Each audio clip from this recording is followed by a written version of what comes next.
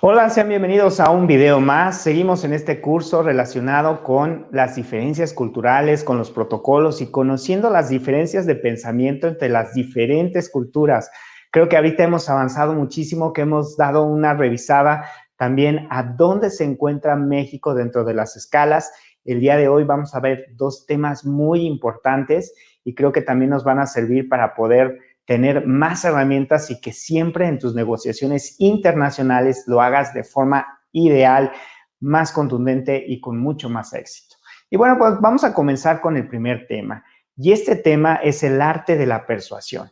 Y en este vamos a ver que existen dos formas de deducir, de razonar, de entender lo que nosotros percibimos. Y en este sentido tenemos culturas que se van a ir mucho más a un razonamiento deductivo y tenemos otras culturas que se van a ir a un razonamiento inductivo. Entonces vamos a comenzar con las características. Un razonamiento deductivo es aquel que parte de los principios. Cuando hay un principio, siempre van a irse a la raíz de los temas y a partir de ahí van a racionar hacia afuera. Van generalmente de lo general a lo particular. Entonces vamos a desmenuzarlo un poquito. Quiere decir que, por ejemplo, en Francia van a siempre, cuando tú estás hablando con un francés, siempre vas a estar en el tono en que ellos van a buscar tener los principios, por ejemplo, aristotélicos o de la filosofía o de las leyes, y esos los van a defender y a partir de ahí van a hacer su razonamiento. Entonces, si Aristóteles dice que un humano tiene manos, tiene pies, tiene boca, tiene, no sé, respira, camina, pero además tiene una mente con la cual piensa, entonces deductivamente ellos van a decir, bueno, el perro que también tiene boca, que también tiene nariz, que también respira, que también camina, no es un humano porque no cumple el principio de tener una mente racional, ¿sí? Entonces, deductivamente, al perro no tener los principios de lo que es un humano, entonces tiene que ser otra cosa. Es así como trabaja el razonamiento deductivo, que también parte de lo general a lo particular en el sentido de, por ejemplo, decir, un principio o algo general sería los humanos viven en la Tierra. Ok, entonces cuando llegue un marciano a la Tierra y nos vea, va a deducir, ¿verdad?, que somos humanos porque los humanos viven en la Tierra. Entonces, de lo general a lo particular. Si ven a una persona, van a decir, esto es un humano porque vive en la Tierra. Entonces, de esta manera trabaja el razonamiento deductivo. ¿Y por qué es importante para la persuasión? Porque entender que con algunas culturas tú vas a tener que utilizar principios para que sostener lo que tú les estás proponiendo, pues es diferente a cuando vas a hablar con otras culturas que usan el razonamiento inductivo, como son los americanos, por ejemplo. Entonces, este razonamiento se basa más en la observación, o sea, no es lo que dice la ley, no es lo que dicen los principios, no es lo que dice alguien que hay que hacer, no es lo que dice, sino realmente observo la situación, veo qué está sucediendo y a partir de ahí razono y entonces digo, ok, esto es así por esto, ¿no? Va de lo particular a lo general. Entonces, en este sentido, me enfoco más en el individuo o en lo que está sucediendo en un pedacito de todo el contexto y a partir de ahí digo, empiezo a construir pedacitos de lo que está sucediendo y indujo y hago una inducción de qué es el contexto general. Entonces, es totalmente lo contrario, de seguir los principios y esto es por esto y esto es por esto, a decir, no, permíteme. Yo voy a observar y a partir de observar voy a ver qué es lo mejor o qué es lo que está sucediendo. Es el contrario. Entonces, vámonos a la escala y entonces vamos a ver cómo podemos persuadir utilizando principios, bases, reglas y cómo podemos trabajar con otras culturas que están más en la observación, en lo que sucede, en lo que está pasando y a partir de ahí persuadirlos para una negociación, por ejemplo. Entonces, en el caso, digamos, de aquí de la línea, estamos viendo que del lado del razonamiento deductivo, de los principios, de lo que debe ser, de lo que está en las leyes, de lo que yo me estudié en la escuela y eso es lo que es, tenemos a los franceses. Y es lo que yo te platicaba. Tú hablas con un francés y te va a argumentar, además de que van a hablar muchísimo, así como yo podré entender, los franceses tienden también mucho a defender su punto de vista. O sea, cuando platicas con un francés es de que ellos tienen la razón y tal, y están diciendo, y te van a sacar todas las razones por las cuales ellos tienen la razón, ¿sí? Porque van deduciendo. Es que sucedió esto, y entonces dedujo que esto, y entonces además tú no entregaste el reporte cuando tenías, y entonces deduzco que no estás haciendo las cosas como debes. Y entonces se van sobre una serie de situaciones muy concretas. En el otro lado tenemos, por ejemplo, a los Estados Unidos y Canadá, donde el razonamiento inductivo es lo que los mueve, donde realmente ellos van a esperar a observar qué sucede para poder tomar una decisión de negocios. Por decirte algo, también México tiende a estar más hacia el razonamiento inductivo. No somos tan de seguir las leyes, las reglas o lo que dicen los principios de la filosofía, de la, no sé, de la física, de lo que sea, sino que buscamos más entender qué está sucediendo en nuestro entorno y a partir de ahí tomar una decisión. Entonces, vamos a tomar decisiones a partir de esto. Fíjense que es curioso que Inglaterra, que es un país que es europeo, también está dentro del razonamiento inductivo. O sea, tienden a ser más observadores, mucho más pegados a lo que es Estados Unidos y Canadá. Y del otro lado tenemos países donde la deducción es importante y entonces tenemos, por ejemplo, Argentina, tenemos a Brasil, tenemos a los alemanes, tenemos a España, tenemos a Italia y tenemos a Francia. De hecho, los italianos son muy conocidos porque siempre rebaten y hablan y también, o sea, son personas que les gusta mucho debatir en una presentación. Entonces, por ejemplo, si tú estás negociando con franceses, con italianos, déjalos que hablan, déjalos que se expresen. No los interrumpas, no les estés cortando sus ideas. Cortarles sus ideas es una forma de no persuadirlos a hacer negocio contigo. Ellos quieren expresarse, están acostumbrados incluso desde chicos cuando van al colegio. En esos sistemas educativos se les pide que hagan disertaciones, que cuestionen y que digan. Y en este sentido, ellos también, cuando ellos sienten que tú les das esta libertad de expresarse, van a decir, ok, esta persona me entiende, me deja ser y deducen, ¿verdad?, que tú eres un buen candidato para hacer negocios. En el caso de los americanos, como vemos, es más práctico, es más, a ver, ya observaron, ok, y entonces a partir van a decidir qué hacer contigo.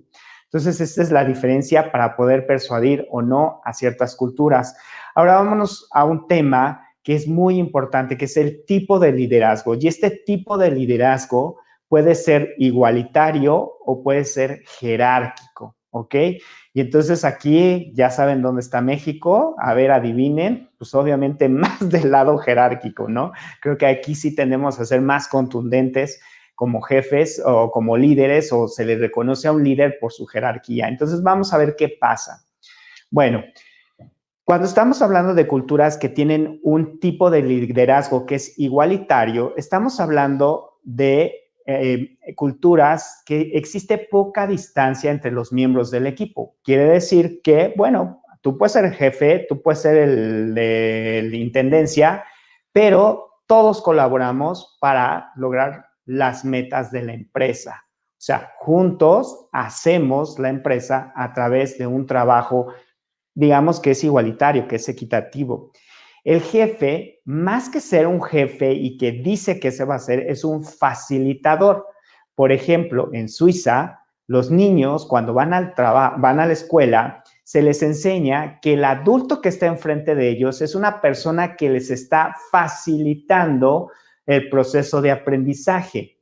Entonces, en este sentido, es una persona que les ayuda, que les apoya, pero que ellos tienen que lograr el aprendizaje por ellos mismos. Digamos que son un estilo Montessori, ¿no? Donde es básicamente el alumno el que va decidiendo y el que va trabajando. Entonces, no hay esa imposición de un maestro que ciertamente es el que tiene el conocimiento y el que dice que se debe de hacer.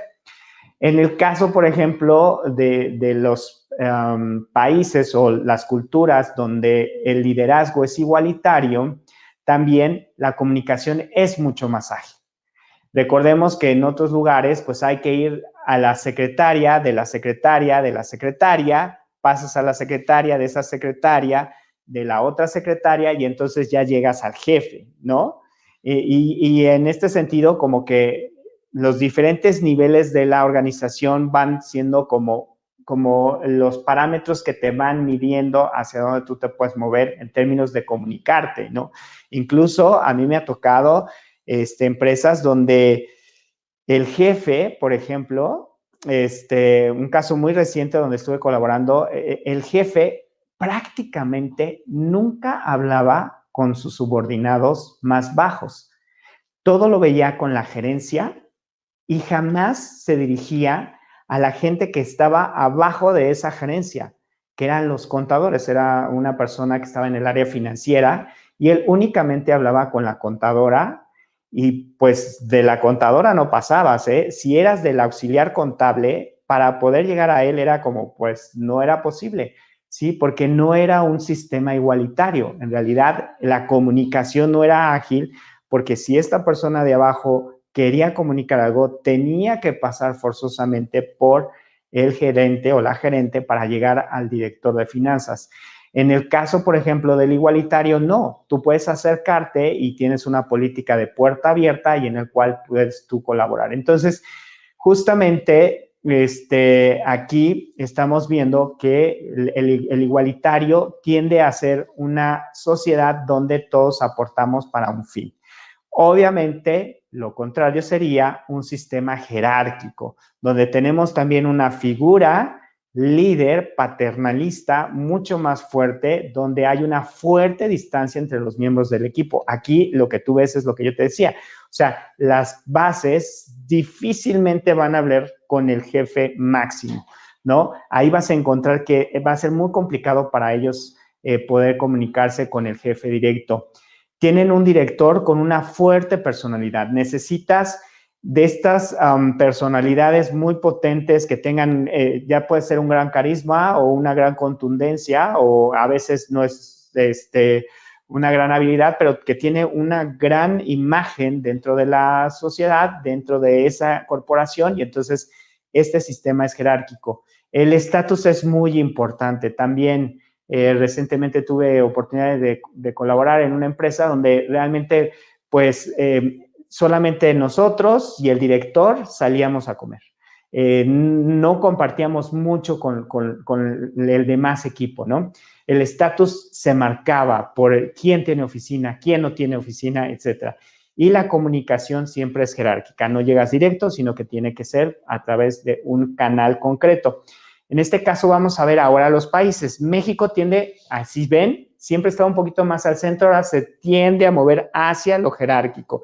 En México, por tradición y por todo lo que sucedió como país que tuvo a los españoles como conquistadores, de alguna manera nos subyugamos y aprendimos a que la jerarquía era la que dicta lo que se tiene que hacer.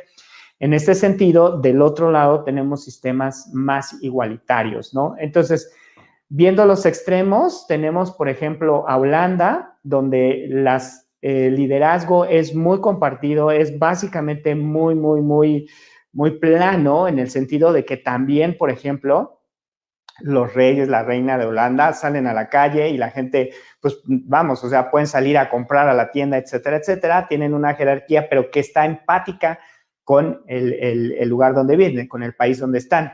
Australia también tiende a tener liderazgos muy planos, Canadá, de ahí nos vamos yendo hacia Estados Unidos, a Inglaterra, y ya acercándonos a ser más jerárquicos, nos encontramos nuevamente, por ejemplo, con Japón, ¿no?